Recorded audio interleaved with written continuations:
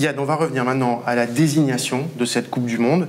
On va remonter au 2 décembre 2010, il y a 12 ans. Ce jour-là, le pays est officiellement désigné par les membres du comité exécutif de la FIFA, annonce par Sepp Blatter, alors président impérial de la FIFA. The winner to organize the 2022 FIFA World Cup is Qatar. Celui qui est alors émir du Qatar, vous l'avez vu, Ahmad El Khalifa El Thani embrasse ses enfants aux côtés de son épouse, la Chera Moza, qui préside la puissante Qatar Foundation. Il monte sur la scène et c'est un de leurs fils, puisqu'on est dans une dynastie familiale, qui remercie au nom de son pays. Thank you for believing in change. Thank you for believing in expanding the game. Thank you for giving Qatar a chance. And we will not let you down. You will be proud of us. You will be proud of the Middle East. And I promise you this. Une victoire obtenue face à l'Australie, face au Japon, face à la Corée du Sud et les États-Unis. Le Qatar ne partait pas favori a priori. Et de fait, c'est le premier pays musulman qui remporte la Coupe du Monde. C'est un décentrage géographique pour la FIFA, ce qui est notable. La question, Yann, c'est comment tout ça s'est fait.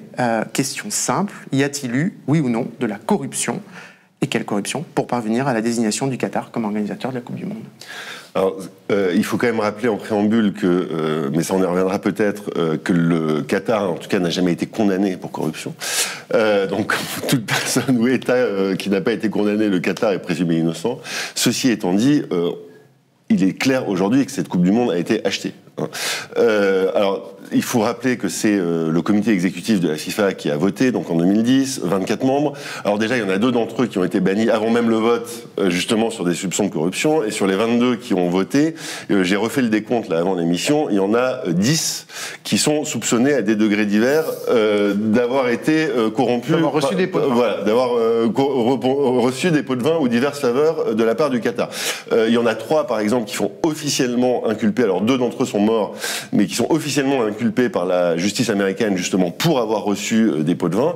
D'autres qui sont soit mis en cause dans des enquêtes judiciaires, soit qui ont été mis en cause par des articles de presse, des révélations de presse pour avoir reçu diverses faveurs. Donc ça, c'est la corruption présumée d'un nombre important donc de votants. Et il n'y a pas que ça, c'est qu'il y a un contrat télé qui a d'ailleurs été signé par Nasser Al-Khelaifi, donc le patron du PSG et de la chaîne du groupe de médias qatari beIN Sport, qui est aussi un proche de l'émir du Qatar. Voilà, qui est par ailleurs ministre son portefeuille au Qatar, qui est en fait le monsieur sport de l'émir aujourd'hui, l'homme chargé de mettre en œuvre la politique sportive de l'émirat. Et 15 jours avant le vote, il envoie un projet de contrat d'achat des droits de la Coupe du Monde au nom de beIN Sport, en disant on vous achète les droits à 300 millions, mais par contre si le Qatar gagne dans 2 semaines, c'est 100 millions de plus. Donc ça aussi, c'est une forme de corruption, c'est une forme d'acheter la FIFA et d'influencer les votants, parce qu'ils savent que la FIFA aura 100 millions de plus si jamais la compétition est attribuée au Qatar.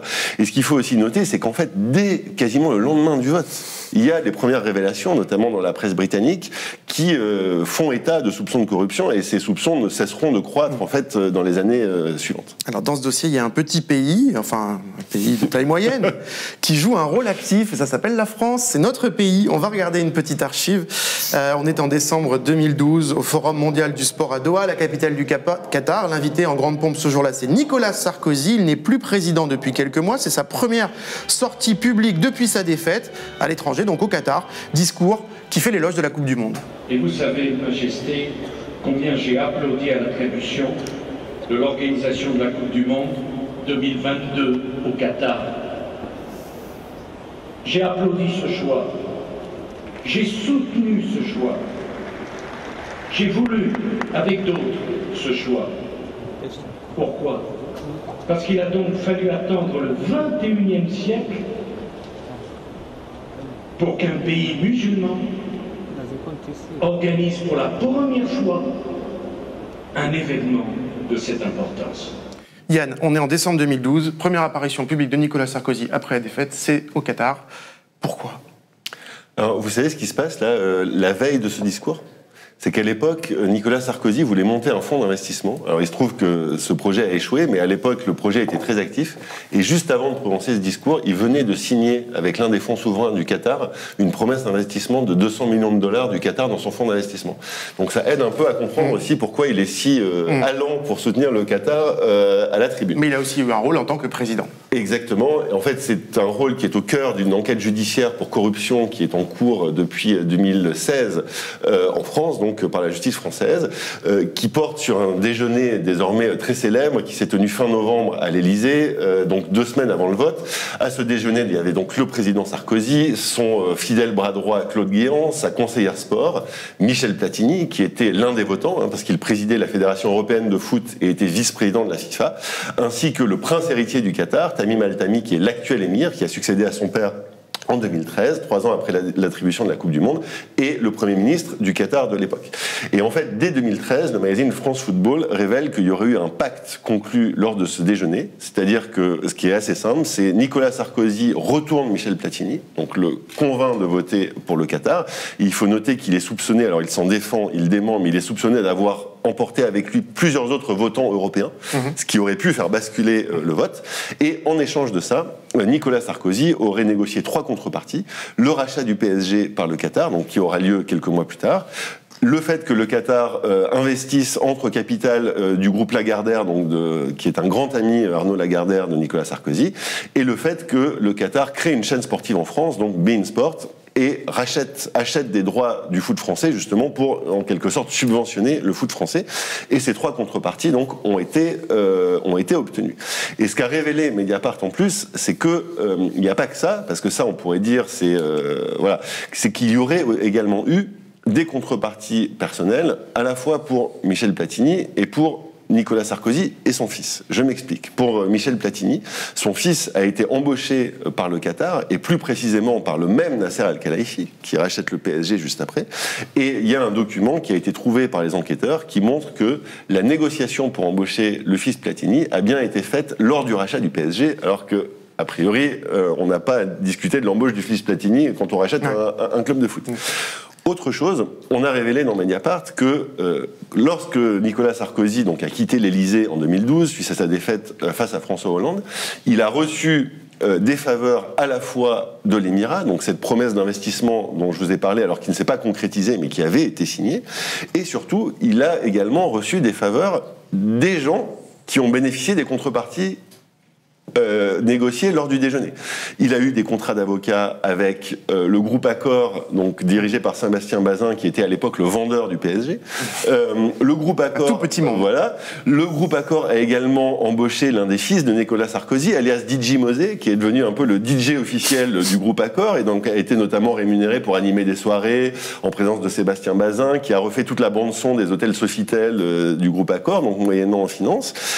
Et par ailleurs, Nicolas Sarkozy a aussi reçu des contrats d'avocat par la suite d'Arnaud Lagardère, dont il aurait obtenu que le Qatar montre au capital de son groupe. Donc il y a des soupçons comme quoi Nicolas Sarkozy et Michel Platini, qui encore une fois s'en défendent, auraient reçu des bénéfices personnels liés à ce fameux déjeuner de l'Élysée. Alors dans ces enquêtes justement, il y a, et ces soupçons de corruption, il y a un homme qui joue un rôle clé, tu as donné son nom, c'est Nasser Al-Khelaifi, ancien joueur de tennis, ami de l'Amir du Qatar, patron du Paris Saint-Germain depuis 2011 et aussi patron de la chaîne beIN Sport, sur lequel il y a eu une enquête en Suisse. Il y a eu un procès autour de la question de l'attribution de la Coupe du Monde en Suisse. Qu'est-ce qui s'est passé autour, pour lui en particulier, mais autour de cette enquête-là qui a eu lieu en Suisse, où toi tu parles de double corruption? Oui, en fait, c'est aussi l'une des révélations de Mediapart, c'est que en fait, le Qatar aurait acheté la Coupe du Monde 2 fois. Une première fois en 2010 pour l'obtenir, et une deuxième fois en 2014 pour qu'elle soit transférée en hiver. Pourquoi ? Parce qu'il y a une hypocrisie absolument incroyable. Donc, comme on l'a dit, le Qatar est le pire dossier technique. Dans les problèmes qui se posaient était évidemment le climat, parce que la Coupe du Monde se joue habituellement l'été. L'été, il fait des chaleurs à crever au Qatar. Donc, tout le monde savait, au moment où on attribue la Coupe du Monde au Qatar, que c'était impossible de la faire l'été.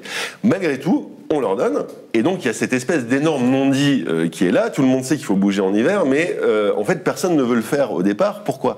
Parce qu'en fait ça embête tout le monde, ça perturbe les championnats nationaux, ça rapporte moins d'argent, parce qu'il y a moins d'autres événements sportifs l'été, donc les sponsors sont pas prêts à payer aussi cher l'hiver que l'été, donc bref, ça embête tout le monde. Et le Qatar, et en même temps tout le monde sait qu'il faut le faire. Et le Qatar, en fait, qu'est-ce qu'ils ont fait ? C'est qu'ils ont quelque part compensé financièrement le manque à gagner lié au transfert en hiver en rachetant les droits télé de la Coupe du Monde pour les éditions suivantes. Donc il y avait le premier contrat de 2010 là, avec ce bonus de 100 millions et en 2014, ici, beIN Sport, donc toujours représenté par Nasser Al-Khelaifi, signe un deuxième contrat d'achat des droits télé par beIN Sport pour une somme encore plus dingue qui est de 480 millions de dollars. Et ce qui est complètement fou, c'est que pour se défendre du premier contrat là, et du fameux bonus de 100 millions, qui ressemble quand même beaucoup à de la corruption, ils avaient dit quoi ? Ils avaient dit non, ces 100 millions, c'est pas pour vous corrompre, c'est juste que comme c'est chez nous, ça vaut plus cher. Les droits télé valent plus cher. Mais sauf que pour les Coupes du Monde suivantes, ils payent encore plus cher, et cet argument ne tient plus, vu que ces Coupes du Monde-là ne sont pas chez eux. Donc en fait, ils ont surpayé les droits télé de la Coupe du Monde pour, en fait, en quelque sorte, obtenir de la FIFA le transfert en hiver. Et là où ça devient extrêmement problématique, c'est que pour obtenir ce transfert en hiver, Nasser Al-Khelaifi avait un allié et non des moindres, vu qu'il s'agissait de Jérôme Valk, donc un Français qui était à l'époque le numéro 2 de la FIFA. Et pendant ces négociations sur le transfert en hiver, il se trouve que Nasser Al-Khelaifi a acheté une somptueuse villa en Sardaigne, qu'il a mise à la disposition du numéro 2 de la FIFA, donc qui y passait ses vacances, et avec le projet, au bout de 2 ans, de donner cette ville-là, donc qui valait plusieurs millions d'euros, au numéro 2 de la FIFA. Il a été, donc, il y a eu une enquête en Suisse ouverte sur ces faits, qui s'est traduite par un double acquittement de Nasser Al-Khelaifi dans des circonstances folles, pour 2 raisons. La première, c'est que cette piste-là, du fait d'une possible corruption pour obtenir la Coupe du Monde en hiver, alors qu'il y a beaucoup d'éléments matériels dans le dossier qui vont sur cette piste n'a jamais été suivie par les procureurs suisses. Jamais. Ils n'ont même pas essayé de vérifier cette piste-là. Ils se sont enferrés dans une piste qui ne tenait pas la route, qui était de dire que Nasser Al-Khelaifi aurait corrompu Jérôme Valk pour obtenir les droits télé.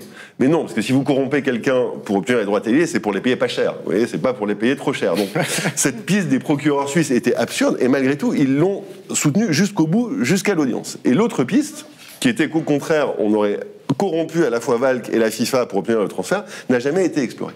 Deuxième chose, juste avant le procès, la FIFA, qui était plaignante, parce que victime de cette corruption présumée, retire sa plainte pour corruption. D'accord. Retire sa plainte pour corruption et signe un accord secret et confidentiel avec Nasser Al-Khelaifi et beIN Sport, dont le montant donc est inconnu, en échange de l'abandon des poursuites. Donc on règle tout ça à l'amiable, on retire la plainte pour corruption contre Nasser Al-Khelaifi, et donc ça a été un cauchemar pour le parquet suisse, parce que juste avant l'audience, il devait être jugé pour corruption, ils ont dû trouver un autre délit à lui reprocher, parce que le délit principal sur lequel ils avaient enquêté pendant des années tombait.